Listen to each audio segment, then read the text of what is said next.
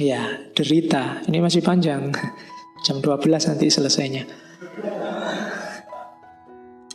Oke. Sebagaimana biji buah mesti pecah agar intinya terbuka merekah bagi curahan cahaya, demikian bagimu kemestian niscaya mengenal derita serta merasakan kepedihannya. Ini bagi yang galau, yang sedang sumpek, diingat-ingat nasihatnya Al-Mustafa ya. Kalau saja hatimu masih peka digetari ketakjuban, menyaksikan kegaiban yang terjadi sehari-hari dalam kehidupan, maka derita pedih itu tidak kurang menakjubkan dari kegirangan.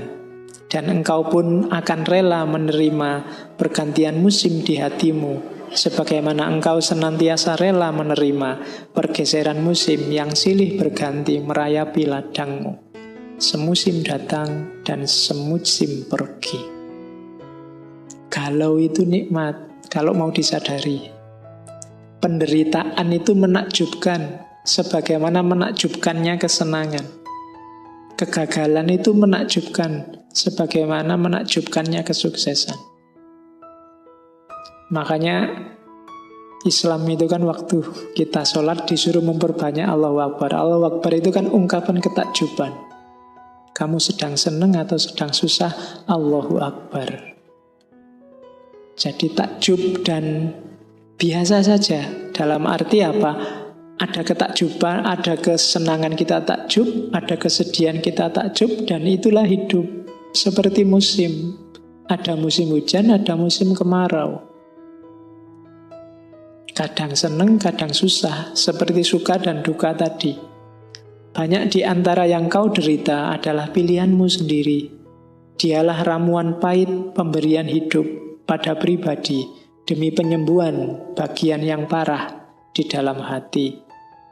Maka percayailah tabib itu dan reguk habis ramuan pahit kehidupan dengan cekatan, tanpa bicara.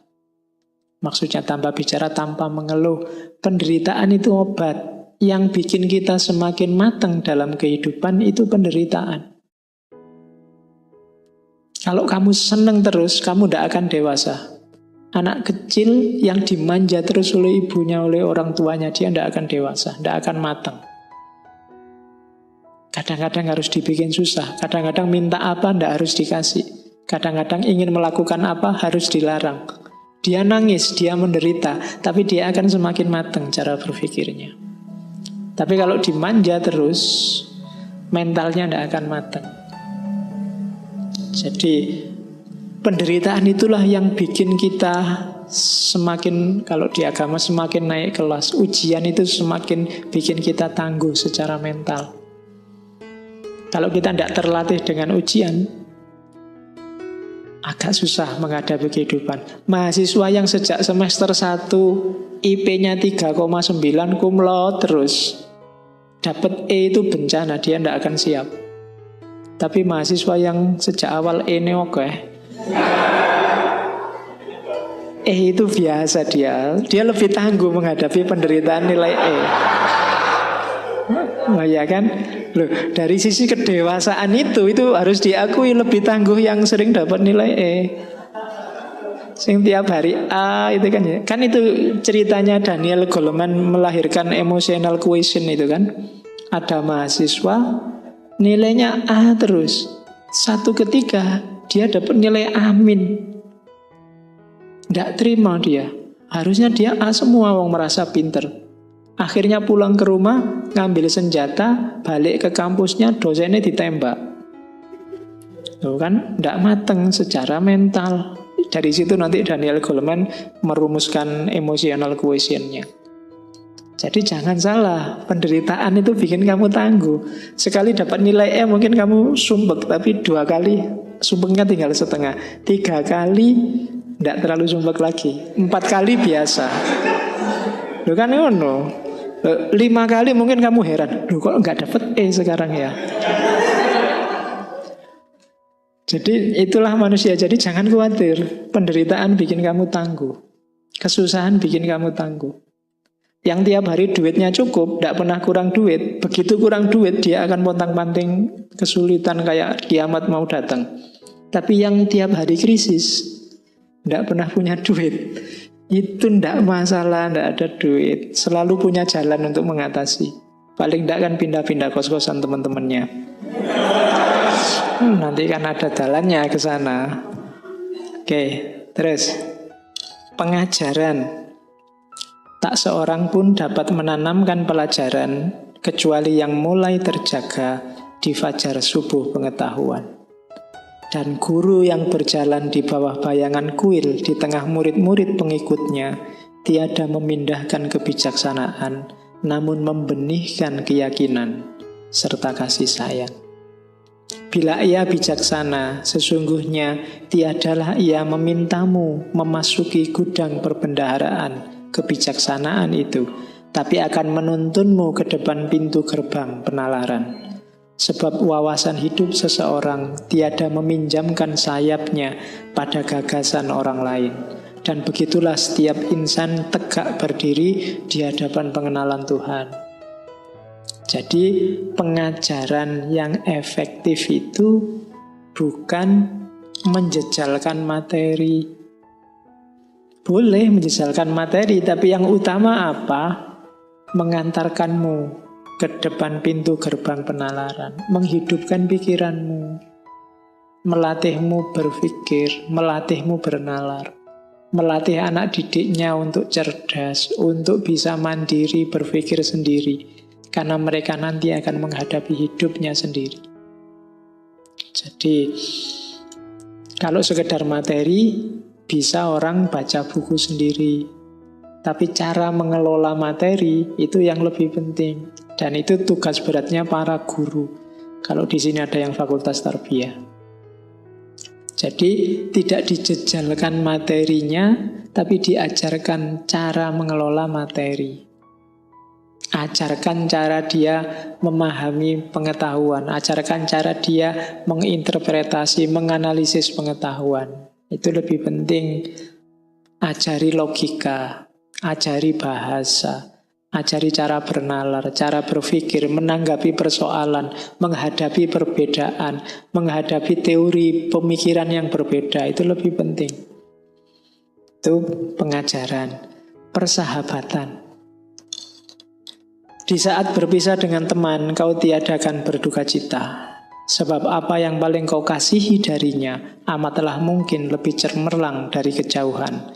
Sebagaimana sebuah gunung nampak lebih agung dari tanah ngarai daratan. Jadi, tidak usah galau kalau kita bersahabat dan kemudian terpisah. Apalagi sudah saling jatuh cinta kemudian LDR. Kadang-kadang kejauhan itu semakin memperindah.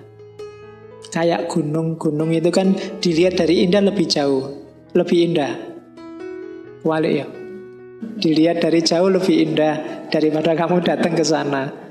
Kalau dari jauh gunung itu kan kelihatannya mulus, tidak ngeronjal-ngeronjal, tapi dari dekat ternyata banyak jurangnya, banyak tumbuhan-tumbuhannya. Kadang-kadang yang jauh itu kelihatan, kalian WA-an itu sama teman yang jauh kan akrab terus rasanya, tapi sama teman yang dekat itu sering konflik. Ya karena tiap hari ketemu. Ngomong keliru ya sama yang deket-deket ini. Tapi sama yang jauh, kita biasanya lebih akrab. Rumusnya Gibran ya kadang-kadang memang sebuah gunung nampak lebih agung dari tanah ngarai daratan. Oke, jangan ada tujuan lain dari persahabatan kecuali saling memperkaya jiwa. Tidak usah ada pamrih macam-macam. Kita saling menaikkan level kemanusiaan kita bareng-bareng. Sebab kasih yang masih mengandung pamrih di luar misterinya sendiri bukanlah kasih. Namun jaring yang ditebarkan hanya akan menangkap yang tiada diharapkan. Jadi tidak usah aku berteman ben iso nyilih motore, aku berteman biar akhir bulan iso utang ketoke duitnya banyak, aku berteman ndak, kalau kayak gini bukan persahabatan, tidak memperkaya jiwa. Persembahkanlah yang terindah demi persahabatan. Jika dia harus tahu musim surutmu, biarlah dia mengenal pula musim pasangmu. Sebab siapakah sahabat itu hingga engkau hanya mendekatinya untuk bersama, sekedar akan membunuh waktu. Jadi kadang-kadang kita waktu galau kan nabrak-nabrak nyari teman yang bisa diajak curhat. Tapi waktu seneng diem aja. Waktu dapat hadiah uang banyak meneng wae.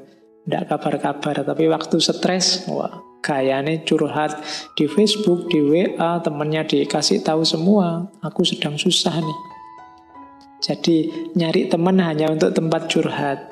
Ada juga nyari teman yang tinimbang nganggur, hanya untuk membunuh waktu.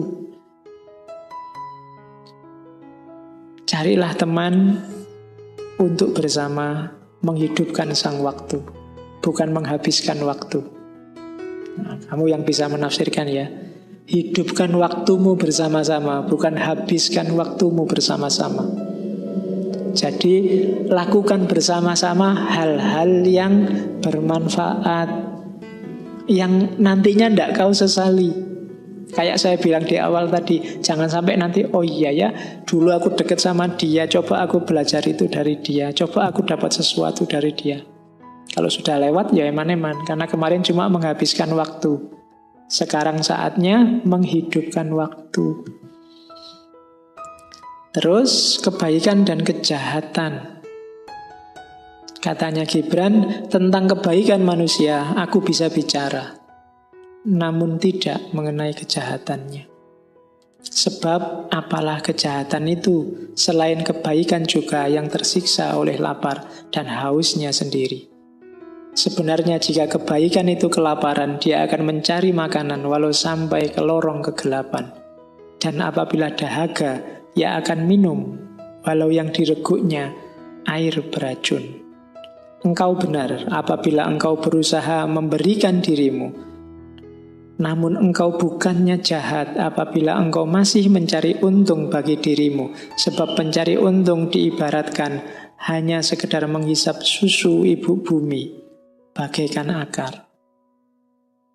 Jadi kejahatan itu katanya Gibran sebenarnya nggak ada. Yang ada itu kebaikan yang tidak menemukan wadahnya. Yang kehausan dan kelaparan itu maksudnya kehilangan konteksnya. Bunuh orang itu kalau konteksnya pas ya boleh. Bunuh orang untuk kisos, bunuh orang untuk dalam waktu peperangan, nyawamu terancam. Dia baik, tapi begitu kehilangan konteks, dia jadi jahat. Dalam rangka terorisme dia jadi kejelekan. Minum, lupa ya saya tadi nggak minum.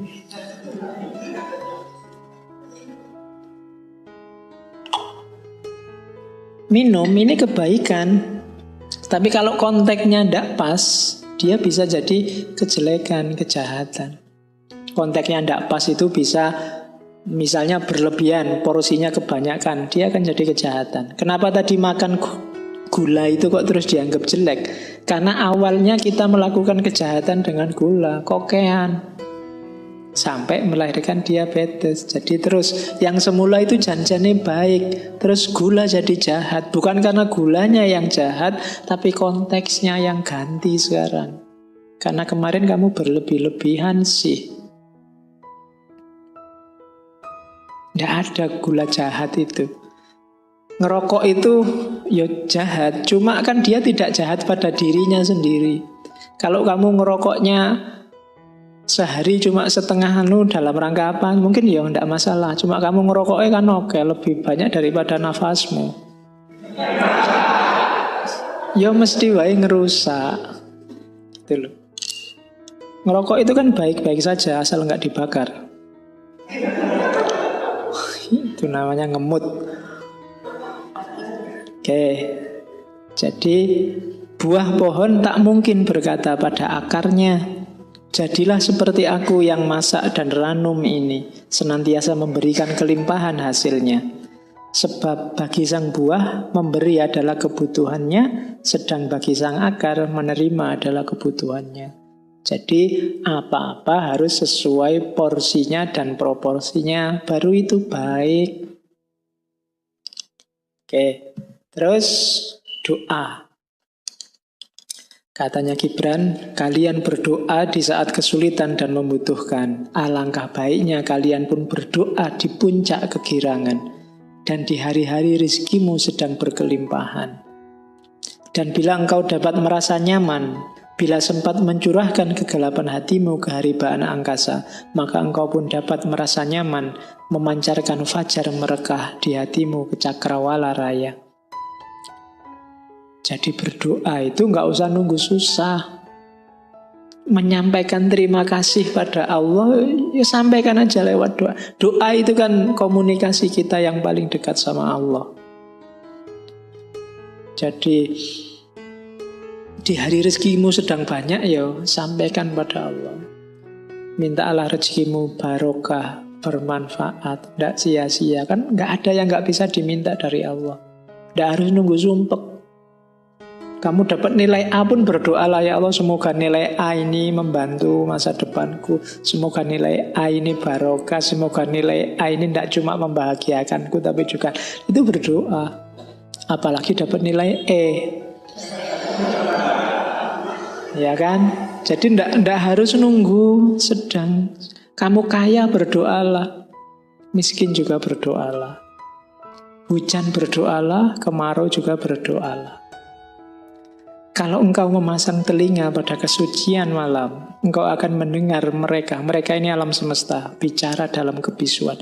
Alam semesta aja secara konstan, katanya Gibran, selalu berkomunikasi sama Allah.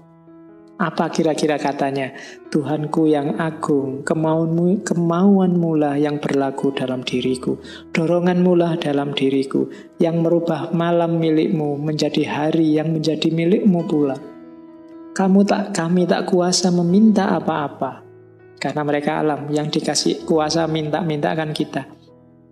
Sebab engkaulah maha tahu akan kebutuhan kami. Bahkan sebelum kebutuhan itu lahir dalam diri kami. Engkaulah kebutuhan kami. Engkaulah pemberi kami semua. Alam aja, meskipun dia tidak butuh apa-apa, dia tidak sedih, tidak senang, berdoa. Apalagi kita. Itu maunya Gibran.